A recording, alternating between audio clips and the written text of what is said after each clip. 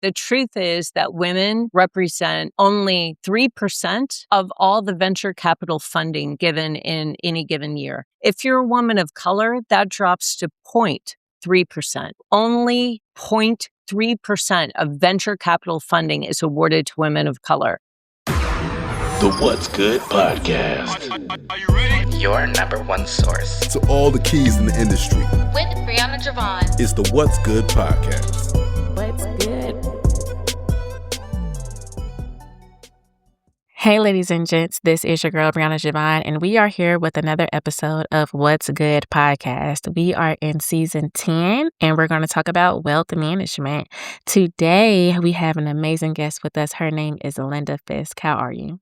Oh, Brianna, it is such a pleasure to be on your platform.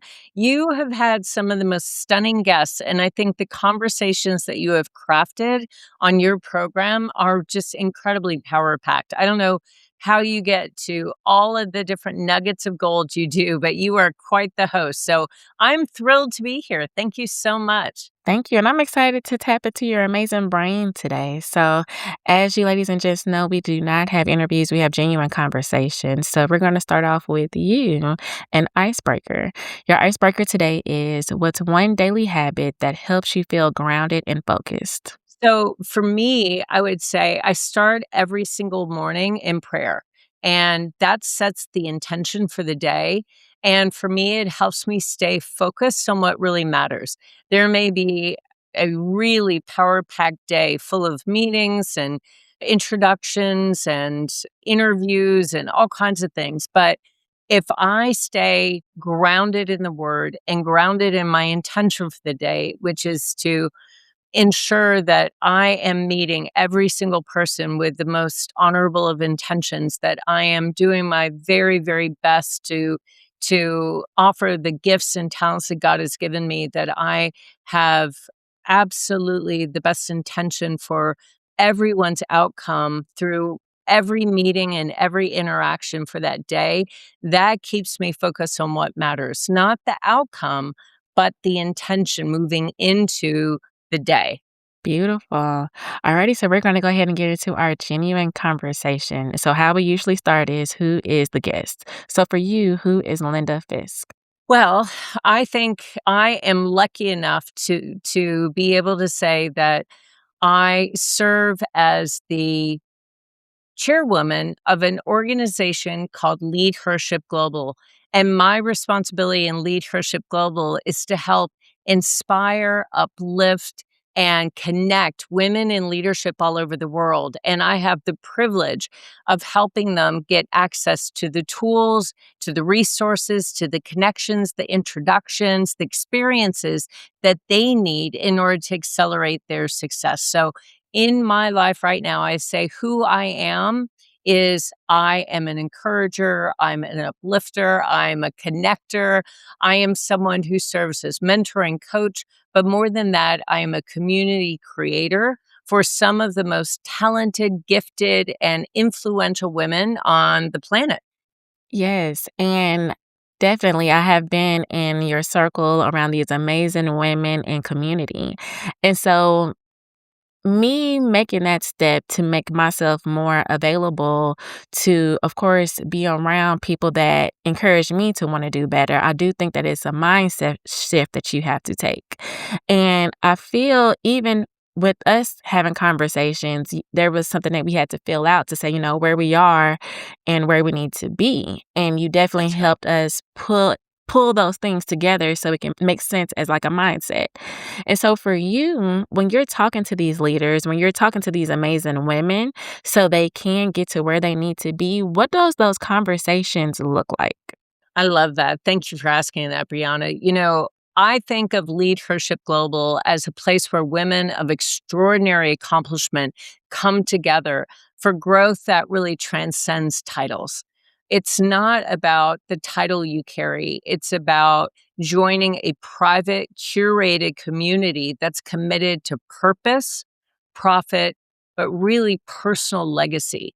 So LeadHership Global isn't just another network. It's a trusted circle of women leaders. These are founders, these are executives, these are entrepreneurs and visionaries who believe that success is more than just status and leadership is about impact. So here you find the kind of high caliber conversations, relationships, and insights that you need in order to elevate every single dimension of your leadership journey. And we start with how every single woman defines success because everyone defines success differently.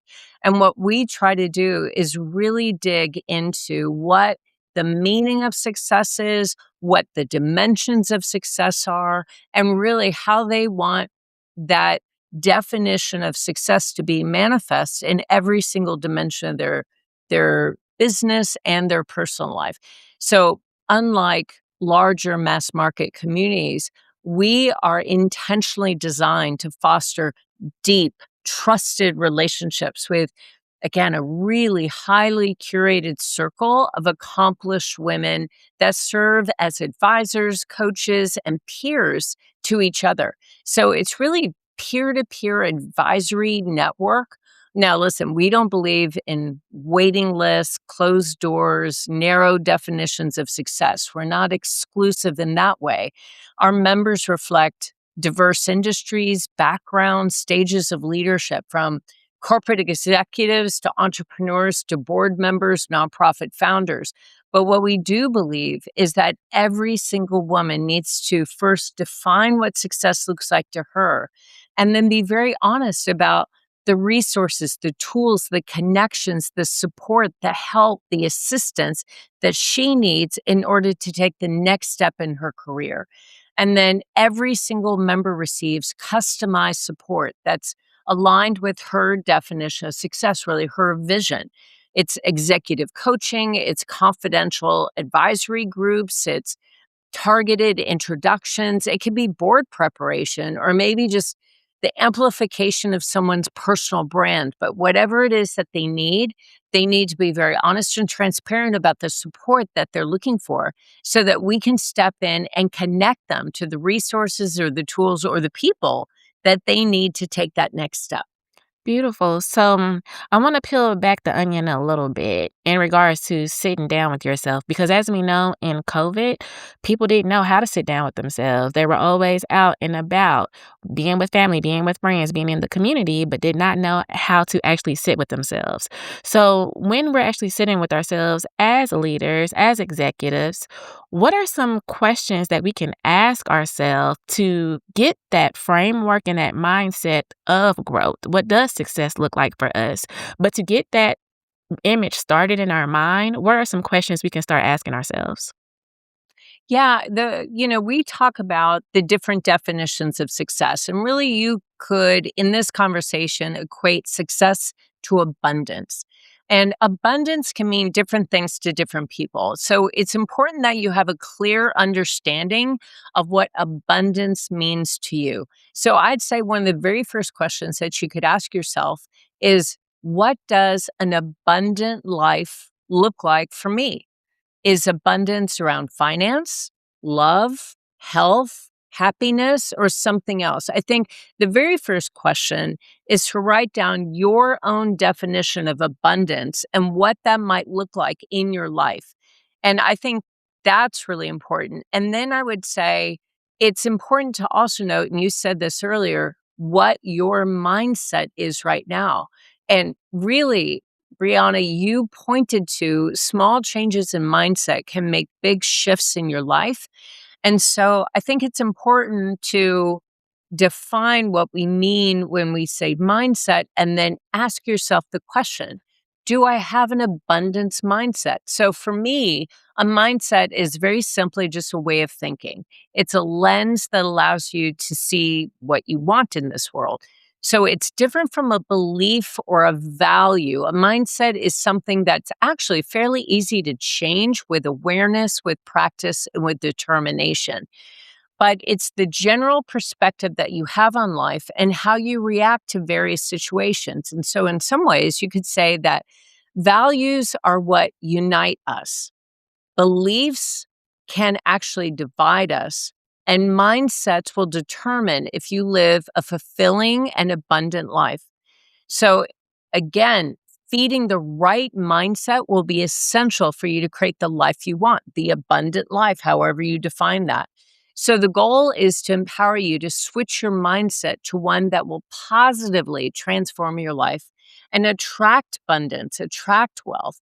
And in my mind, one of the very first steps in that is to recognize, do I have an abundance mindset or do I have a scarcity mindset?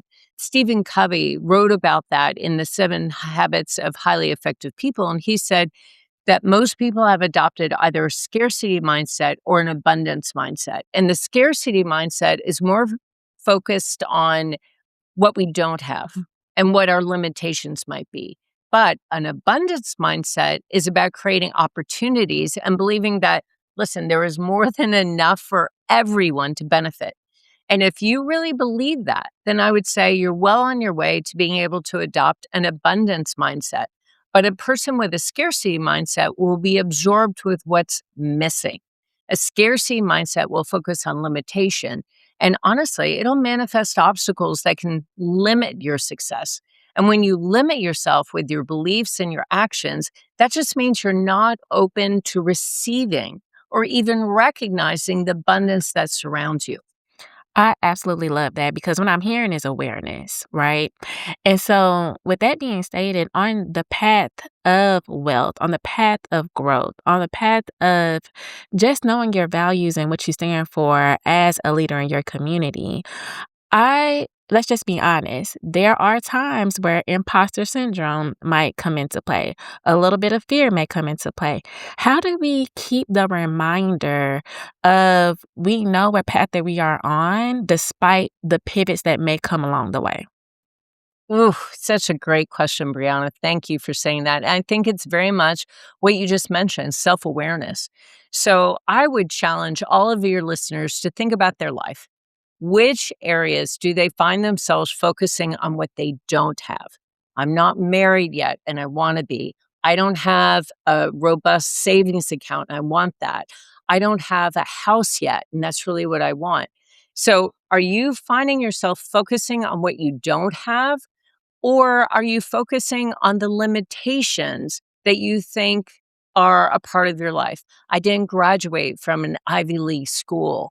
I don't have connections in that industry, right? Those are limitations that you're placing on yourself. So, which area of your life is it love? Is it relationships, finances, work? Do you apply a scarcity mindset, right? It's important to recognize that.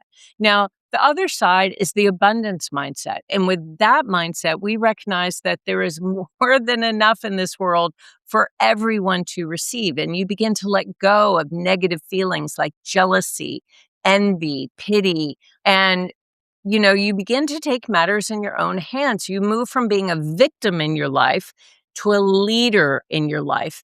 You don't focus on limitation or the things you don't have, but instead you really focus on gratitude. You recognize the good things that are already present in your life, and you set your intention to experience more of what you want. So, what I would challenge your listeners to think about is to think about what they currently have in their life. Make a list of the things, the situations, the people that make your life rich. What are you grateful for in your life? What do you appreciate about yourself?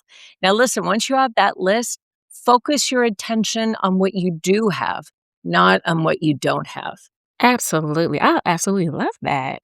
Okay, so now that we've gotten our mind right, now it's time for the execution piece. I know for me, last year when we first got connected, my main thing is that I definitely needed to be around people that were smarter than me, has been in the business longer than me, because at that point I know that I will be stretched in ways that I haven't been stretched before. I will get questions that I never had answers to before. So now it's getting me to think a little deeper than what I did if I was doing it by myself, right? And so within that period that we know what we want to do, but the how, and now being able to get in front of coaches, how do we get our mindset right now to make this actionable? We're getting tips from you today. We're getting the resources. Now we need to put things into action.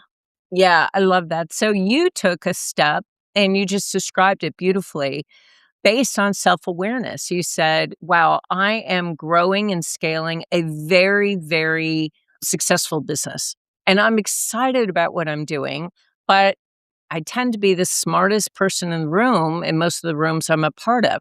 So I need to change the rooms that I'm a part of, right? And you very intentionally and purposefully sought out relationships with other business owners, business founders, entrepreneurs, visionaries who could provide to you a vision, a methodology, a process, a procedure that maybe sparked new ideas for you, maybe opened up additional doors, maybe opened up possibilities for you.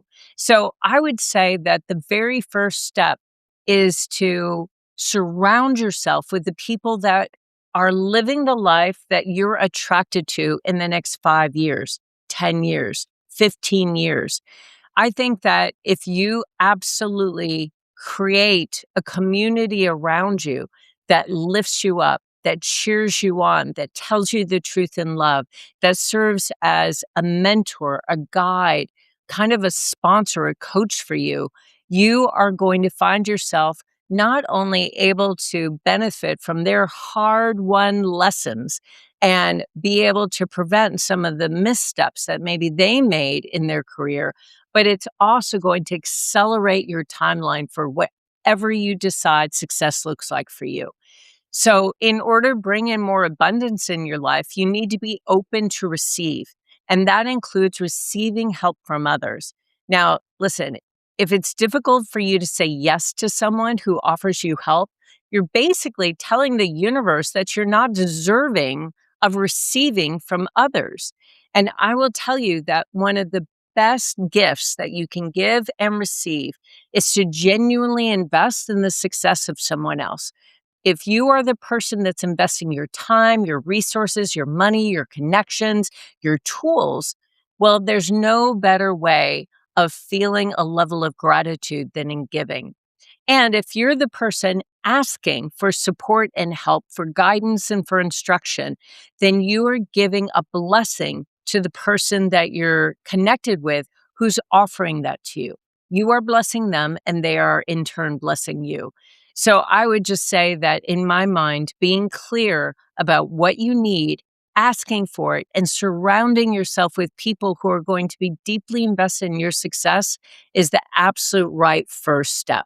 Yes, indeed. All right. So we're going to go ahead and go to our next segment. And this is pretty much the highs and lows that, we can tap into you a little bit more based on your own journey. And so for your highs, what are some methods or any testimonial case studies that you can share with us along your journey that you've actually supported a leader and you saw the outcome after they did what they were supposed to do based on your support? My goodness, there's so many. And part of this is, again, it's less about me being extraordinary in any way, but it's about being able to serve as a super connector between women who really are living an abundant mindset. So there was a woman who was struggling. She had a nonprofit and she was struggling with being able to raise the funds necessary to be able to operate her nonprofit in the method that she wanted to serve as many people as possible with an incredible degree of excellence, right? Her nonprofit was all about serving women who were really going through a difficult time, struggling with issues of domestic violence and abuse. And she wanted to step into that gap and really provide to them the kind of support psychologically, physically, financially, emotionally that they needed to take that next step. But she found that raising funds for her nonprofit was extremely challenging. So I connected her to a nonprofit fundraiser specialist, a person who does nothing but raise funds for nonprofits. I connected her to a local government official who was responsible for programs targeting women and families. I connected her to a social fundraising group. So they are a sort of a social focused fundraising group who gives funds to those kinds of social impact organizations that are making a really big difference in the community. Well, I'm happy to say that inside those introductions, as well as several other resources and tools that we gave this particular person, inside 1 year, she had raised enough funds to be able to operate her business for the next 5 years. So inside 1 year, she was able to make the connections and get connected to the resources and tools to operate her nonprofit for the next 5 years.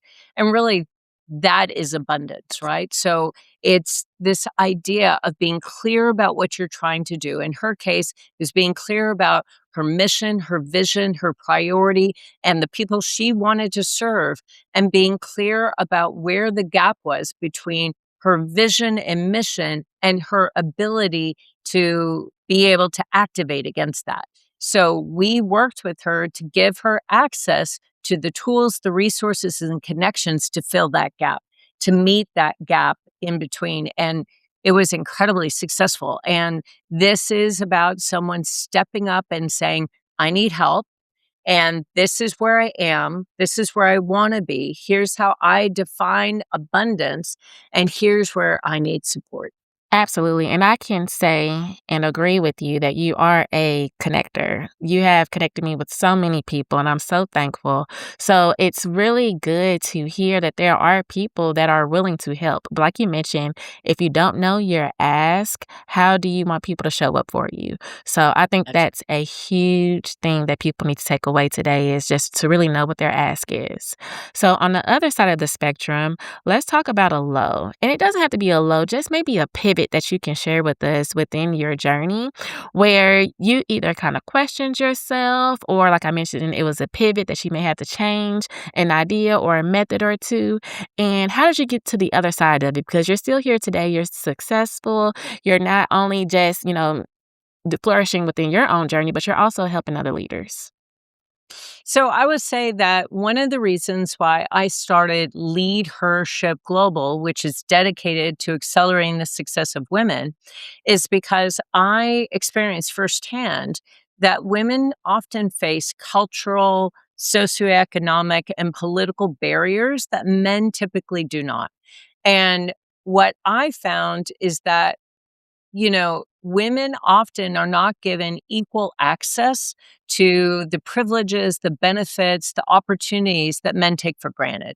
Now, I'm married to a man. I love men. Some of my most important mentors, coaches, sponsors have all been men. I am incredibly grateful for the men in my life who have helped mold me and coach me and teach me and train me. Very grateful.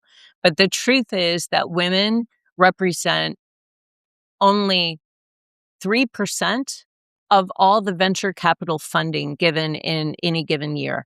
Women-owned, women-operated businesses receive less than 3% of venture capital funding that's given out in any given year. If you're a woman of color, that drops to 0.3%. Only 0.3% of venture capital funding is awarded to women of color. If you look at the boardroom, it's similar statistics. Women are a significant minority when it comes to boardroom directors, boardroom participants. The number of women versus men in a boardroom, any given boardroom, is a minority if they're represented at all. I could go on and on. That's true with funding for entrepreneurs, is true of board service, is true of C-suite positions in corporate America. And it's true on stages. Women only represent 3% of speakers that are paid for that speaking position on stages around the world. So think about that. Women only occupy a fraction of the public speaking roles. Same thing with media. And so what I really wanted to do is flip that.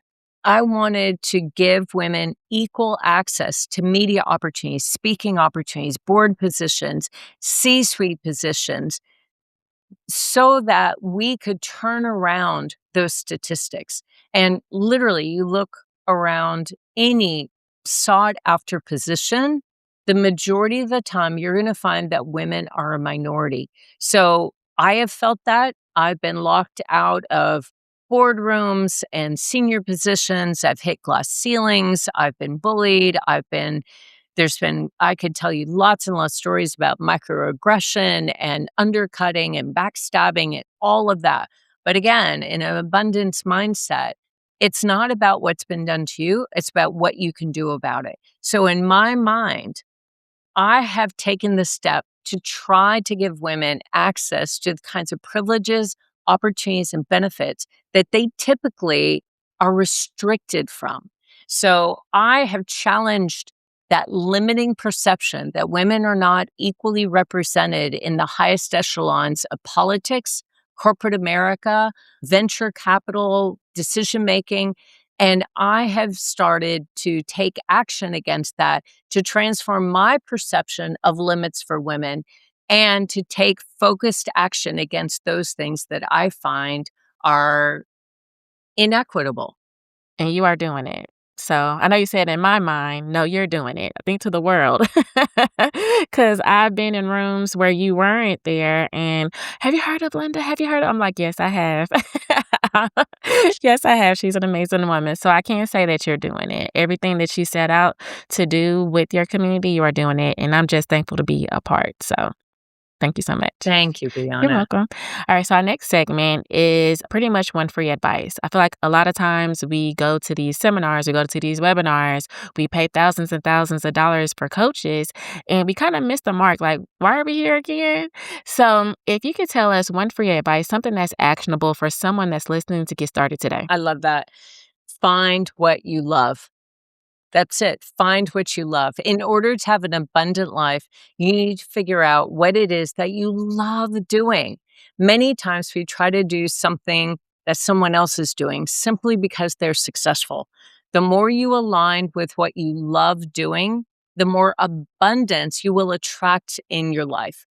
And I would say as an ancillary to that is simply appreciate what you have. A very simple step to identifying your own personal passion pursuits is to start recognizing what you love in your life right now. Take the time to appreciate what you have in your life that you treasure, that you value. Maybe it's your health. Maybe it's a person in your life. Maybe it's your colleagues.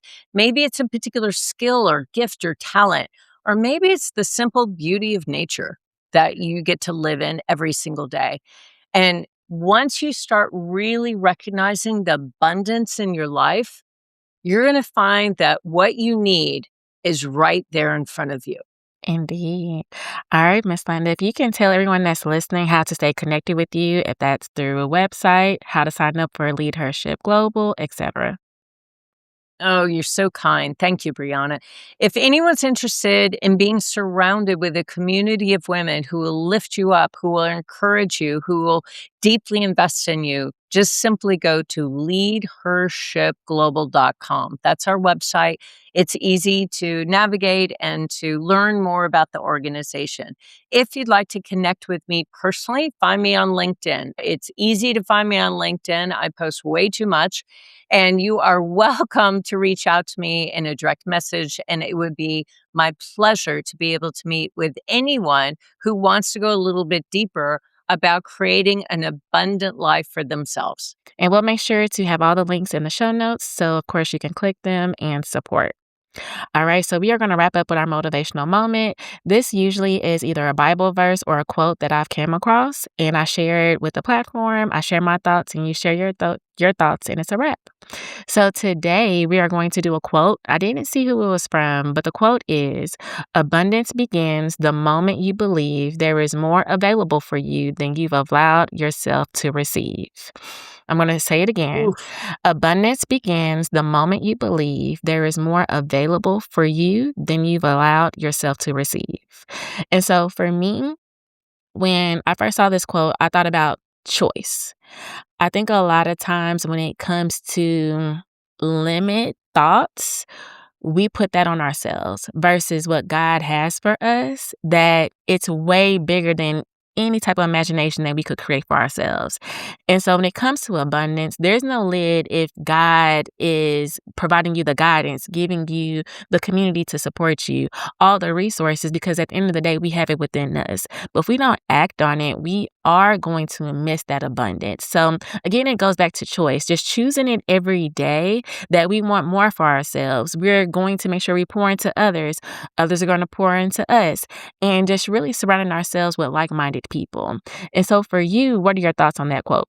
Oh my gosh, beautiful. I absolutely love it. And it's very much aligned with our whole conversation today. And I would say that I was really preparing for this talk with you, Brianna, and I found a quote that I thought was beautiful as well. Nobody can go back and start a new beginning, but anyone can start today and make a new ending. Because no matter where you came from, no matter what advantages or disadvantages defined your early life, you may not be able to change that, but you can start today and create an entirely new ending. I love it. I just want to thank you so much, Miss Linda, for just being out here sharing your wisdom and resources with us today.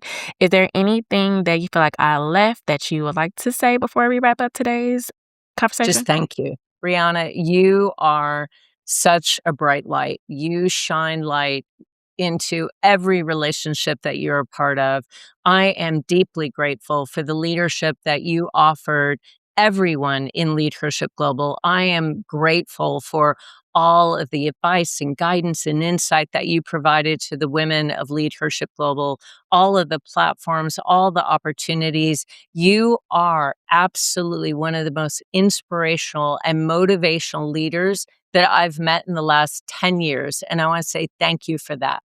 That is a true blessing. Thank you so much for that. And I receive it. Thank you again.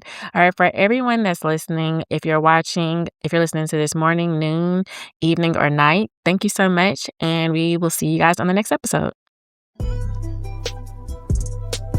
Thanks for joining us for another episode of What's Good podcast with your girl, Brianna Javon. If you found today's discussion inspiring, don't forget to hit the subscribe button on your preferred podcast platform. Explore additional resources on our website at whatsgood-productions.com and find our social media links listed in the show notes. Stay tuned for more captivating stories ahead. Until next time, stay blessed and keep uplifting your community.